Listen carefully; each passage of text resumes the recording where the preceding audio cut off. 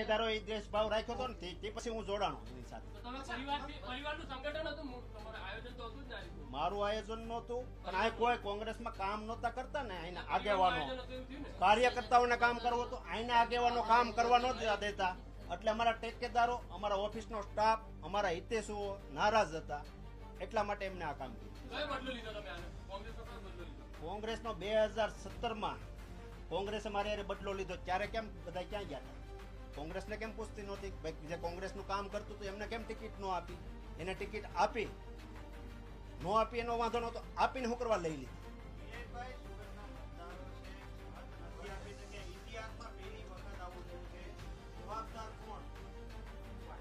મારું પહેલા પૂરું થઈ ગયું, મારું ફોર્મ કેન્સલ થઈ ગયું. એ પછી અપક્ષ ને બીજી પાર્ટી હતી, અપક્ષ પણ કોંગ્રેસ વાળાએ ભરાવડાવ્યું હતું. એ કેમ ફોર્મ ખેંચાઈ ગયું એ તમે કોંગ્રેસ વાળાને પૂછો. નિલેશભાઈ, ટૂંકો પ્રશ્ન.